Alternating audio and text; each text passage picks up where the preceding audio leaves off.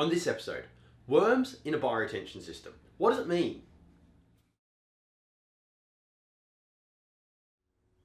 Hey everyone, and welcome back to Ideanthro. Sometimes on Ideanthro, we like to bring you really simple episodes where we simply reflect on something that we have seen while we've been out and about. And in today's episode, we shall be reflecting on worms. And more specifically, worms we saw in a bioretention system. So recently, a Griffith University student, Callan Murray, has been doing some testing of bioretention filter media for me.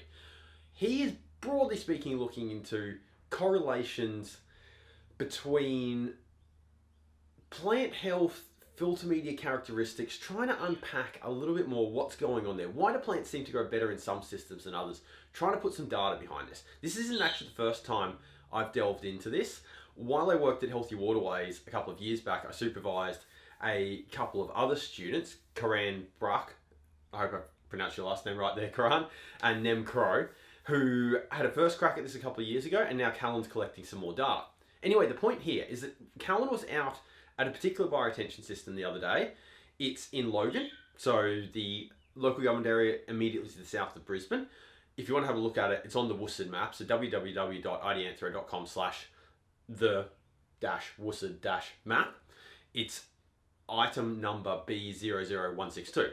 He was out at this site doing some sampling. And this particular site, we picked it because, yeah, the plants have grown in it over time, but the filter media, look, honestly, it looks really sandy and the plants look really stressed in this system and they've just never thrived in it. And this is despite the fact that I have a pretty strong memory that this system had filter media installed in it that had a test docket that said it met all the filter media specs it should have. Anyway, we went out to this particular site, and what we noticed is this, that around the inlet, there's now a fairly thick cover of like fairly silty and clayey and organic-y material, maybe even up to an inch deep across the surface, but underneath it's this really sandy filter media.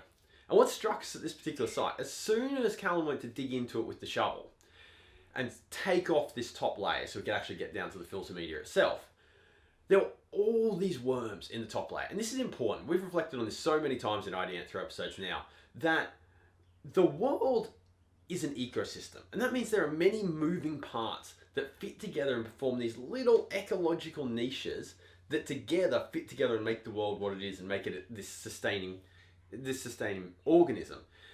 And no part of the world can survive on its own. So you got a plant, they need to work with microorganisms, they need to work with small animals like worms, they need to work with the hydrological cycle. Everything is part of a bigger ecological cycle. And so we've been reflecting on, well, how do bioretention systems fit into this? How do we try and replicate these ecological processes in the systems? And what struck us here was that it's pretty rare to go to a bioretention system and find a worm in it. Now, if you go to some of the old ones with trees and a bit more of a functioning ecosystem, you will find them. For example, our recent episode, number 184, bandicoots in the bioretention system, we reflected on exactly this, that if there's a bandicoot digging around in the system, there's probably stuff that it's digging for, and that's a good sign. But it's really rare to dig into a system and to see this many worms, like heaps and heaps of worms. But the critical point here was that at least 50% of the times that Callan dug into the surface of this system and flipped the shovel over, there were all these worms in the top layer, right? And so around this inlet, down the opposite end where there wasn't the silt, didn't have this. But around this inlet where there was some silt in the top surface, at least half the times he dug in, found lots of worms. And ultimately, I think we ended up digging 6 or 7 holes. So we've got like 3, maybe 4 times we found worms, a couple, maybe 3 where we didn't. But the point here, it was the sheer number of them. Like, I've dug in bioretention systems and found the odd worm before, but not like in this footage, where literally in one shovel load, there's like 4 or 5 worms in it.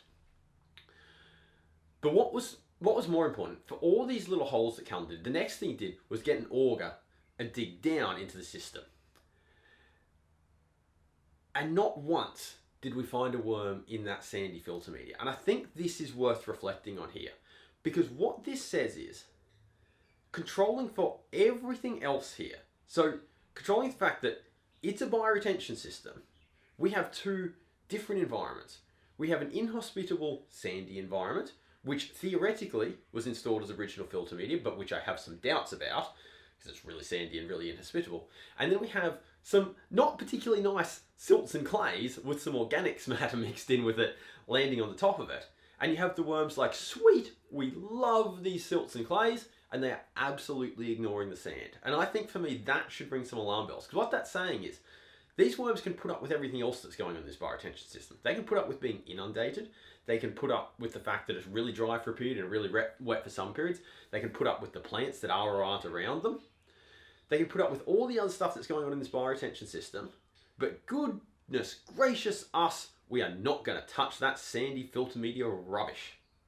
And that should tell us something, that it is entirely possible to have these organisms in this system, but they want a soil that they are happy with.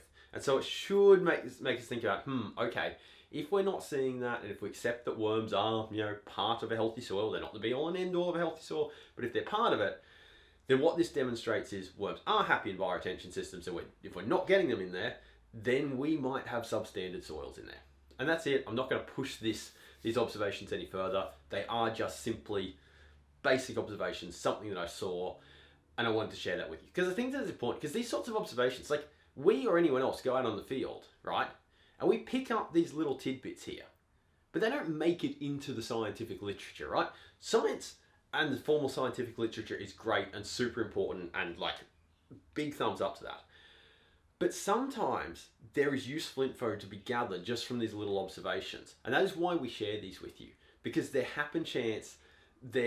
just happen to occur. And then maybe someone wants to dig into this more. Maybe another student wants to go back out there and do a more detailed survey of worms in bioretention systems, because we might learn more about it. And ultimately that could be really useful data. This is almost like the hypothesis generation bit of this. We're like, we saw that. I wonder what does that mean? Hopefully someone else can pick this up and run with it and do something with it.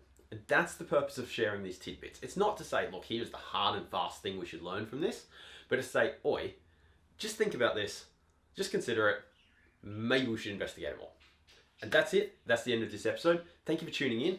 As always on Ideanthro, we love it when you get in touch with us and share your thoughts, share your ideas, ask us questions. So if you've got a topic, if you've got something you want us to explore in one of these videos, by all means get in contact. There's a few ways that you can find us. You can find us at ideanthro.com. There is a contact page with, unsurprisingly, contact details on it. Hit us up that way. You can also find us on YouTube. You can comment in the videos. You can find us on Facebook. You can comment below in the videos. And we post all this stuff to LinkedIn, so you can find me, Jack Mullally, there. 180 something episodes in, I think it's the first time I've ever mentioned my own name in this video. So hi to anyone who hasn't figured out who I am. My name's Jack Mullally. Sweet. Thanks for tuning in. We'll see you next time.